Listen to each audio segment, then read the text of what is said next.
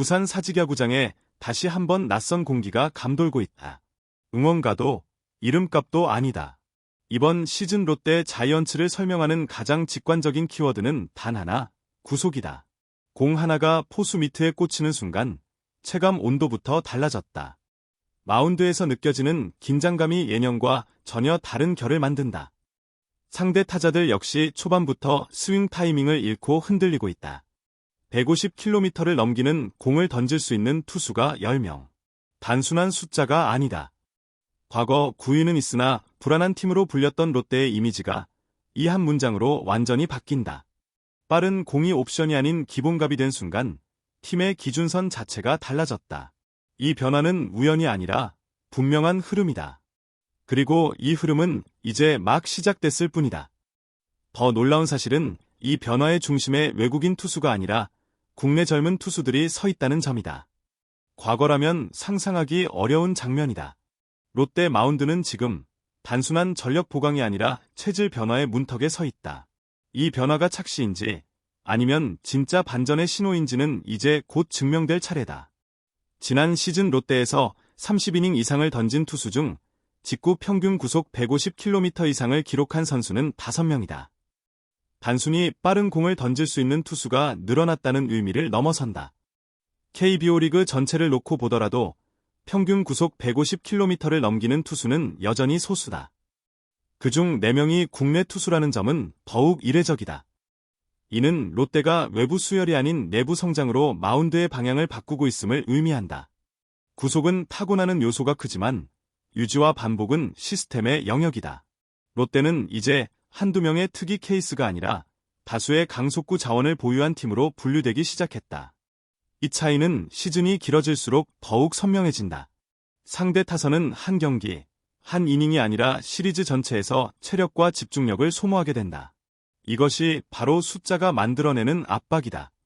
윤성빈의 이름은 언제나 기대와 좌절이 함께 따라다녔다. 197cm 장신에서 뿜어져 나오는 150km 중후반 강속구는 분명 특별했다. 하지만 제구 문제는 그를 오랫동안 1군에서 멀어지게 했다. 2019년부터 2024년까지 1군 등판은 단 3경기. 팀 내에서도 아픈 손가락이라는 표현이 더 익숙해질 정도였다. 전환점은 지난해였다. 투구폼 수정 이후 그는 무려 31경기에 등판해 27이닝을 던졌다. 최고 160km 직구, 낙차 큰 포크볼, 그리고 27이닝 동안 44개의 탈삼진. 숫자보다 더 중요한 건 자신감이었다. 마운드에서의 표정, 승부를 걸 수 있는 카운트 운영, 위기 상황에서의 태도가 달라졌다. 시즌 막판 그가 남긴 내년 시즌이 기대된다. 는 말은 결코 가벼운 발언이 아니었다. 윤성빈은 이제 가능성이 아니라 가장 강력한 변수로 떠올랐다. 강속구는 언제나 팬들의 심장을 뛰게 만든다. 전광판에 찍히는 숫자 하나로 분위기가 달라지고 타자의 스윙 하나가 늦어지는 순간 경기 흐름이 바뀐다. 그러나 리그는 이미 수없이 증명해왔다. 빠른 공만으로는 시즌을 끝까지 끌고 갈 수 없다는 사실을 말이다. 상대 팀들은 곧 롯데 투수들의 패턴을 분석하기 시작할 것이다. 초구에 강하게 들어오는지, 불리한 카운트에서 어떤 선택을 하는지, 주자가 나갔을 때 구속 유지가 가능한지까지 모두 계산 대상이다. 이때 필요한 것은 단순한 힘이 아니라 버틸 수 있는 설계다. 롯데 투수진이 넘어야 할 가장 큰 벽은 두 번째 선택지다. 직구가 읽혔을 때 흔들리지 않고 다음 공을 던질 수 있는가? 볼넷을 두려워하지 않으면서도 무리한 승부를 피할 수 있는가? 강속구는 상대를 압박하지만 동시에 투수 자신에게도 부담이 된다. 그래서 지금의 질문은 단순하다. 이 강속구들이 시즌 후반에도 같은 힘을 유지할 수 있는가? 그리고 그 과정에서 팀 전체가 무너지지 않을 수 있는가? 이 물음에 답하지 못한다면 화려한 출발은 오히려 위험 신호가 될 수 있다. 롯데 마운드는 지금 그 갈림길 위에 서 있다. 좌완 홍민기는 롯데 마운드에서 가장 흥미로운 카드 중 하나다. 지난 시즌 선발과 불펜을 오가며 25경기 32이닝을 소화했다. 특히 선발로 나선 2경기에서 최고 156km 포심을 앞세워 9이닝 11탈삼진을 기록했다. 좌완 투수가 이 정도 구속을 안정적으로 유지한다는 점은 상대 타선에 큰 부담이다. 여기에 새 외국인 투수 엘빈 로드리게스와 제레미 비슬리가 더해졌다. 두 투수 모두 포심 평균 150km대를 유지하며 최고 157km까지 찍는다. MLB에서 출발해 NPB에서 검증을 거쳤다는 이력은 안정감을 더한다. 지난 시즌 선발진 공백으로 고전했던 롯데에게 이 둘의 존재는 단순한 보강이 아니다. 경기의 흐름을 초반부터 장악할 수 있는 카드가 생겼다는 의미다. 개인의 힘은 언젠가 한계에 도달한다. 그래서 강속구 군단이 진짜 전력으로 완성되기 위해서는 결국 시스템이 모든 것을 결정하게 된다. 롯데가 선택한 방향은 분명하다. 빠른 공을 가진 투수를 더 빨리 쓰는 것이 아니라 더 오래 쓰는 방법을 찾겠다는 것이다. 투구수 관리, 휴식 간격 조정, 역할 분담은 모두 이 목표를 향한다. 특히 젊은 투수들이 많은 팀일수록 시스템의 중요성은 배가 된다. 하루 이틀의 호투보다 중요한 것은 시즌 내내 흔들리지 않는 루틴이다.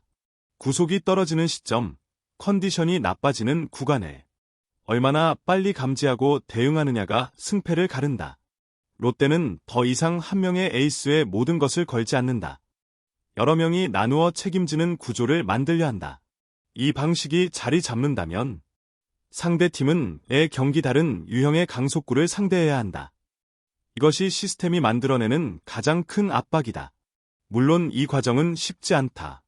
시즌 초반에는 시행착오가 불가피하다. 그러나 이 선택이 흔들리지 않는다면 롯데는 단기간 반짝이는 팀이 아니라 지속적으로 경쟁할 수 있는 팀으로 변모할 수 있다. 이민석은 롯데 강속구 프로젝트의 상징과도 같은 존재다. 2022년 1차 지명이라는 타이틀은 기대와 부담을 동시에 안겼다. 최고 155km에 이르는 직구는 데뷔 초부터 화제였지만 선발로서의 안정감은 늘 물음표였다. 지난 시즌 그는 20경기 중 17경기에 선발로 나서 87.1이닝을 소화했다. 이닝 소화 능력 자체는 분명한 진전이었다. 직구 평균 구속 역시 150km를 넘기며 구위면에서는 확실한 경쟁력을 증명했다. 하지만 문제는 반복됐다. 볼넷, 투구수 증가, 단조로운 구종 패턴이 경기 후반을 어렵게 만들었다. 이민석에게 2026 시즌은 단순한 기회가 아니다. 잠재력이라는 단어를 내려놓고 선발 투수로서의 신뢰를 얻어야 하는 시험대다. 빠른 공이 강점이 아닌 무기가 되기 위해서는 이제 다른 요소들이 따라와야 한다. 아시아 쿼터 교야마 마사야, 부상에서 돌아온 최준용, 그리고 최이중까지 150km 이상을 던질 수 있는 투수는 이제 특정 몇 명의 전유물이 아니다. 이 숫자는 감독과 코칭 스태프에게 선택지를 제공한다. 선발, 불펜, 롱릴리프, 상황별 카드 운용까지 가능해진다.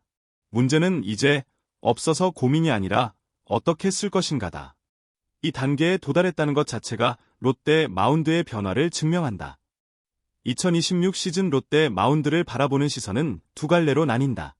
한쪽에서는 기대를, 다른 한쪽에서는 경계를 보낸다. 이 두 감정이 공존한다는 사실 자체가 지금의 롯데가 가진 위치를 보여준다. 만약 선발진이 일정 수준만 버텨준다면 이야기는 달라진다.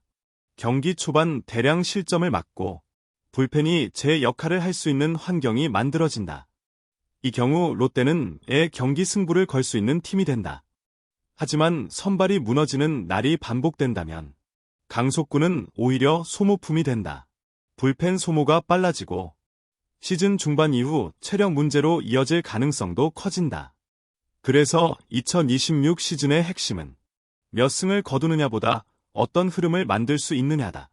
연승과 연패의 폭, 패배 경기에서도 보여주는 마운드의 안정감. 요소들이 쌓일수록 롯데는 자연스럽게 가을 야구를 이야기할 수 있는 팀이 된다. 지금은 아직 가정의 단계다.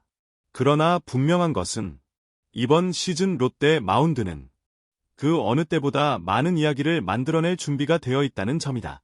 지금의 롯데는 분명 과거와 다르다. 그러나 아직 결과는 나오지 않았다. 여러분은 이 강속구 군단이 진짜 변화라고 보는가? 아니면 또 하나의 기대에 그칠 가능성이 크다고 생각하는가? 여러분의 시선은 어디에 있는지 궁금하다. 댓글을 통해 자유롭게 의견을 남겨주길 바란다. 부산 갈매기는 다시 날개를 달기 시작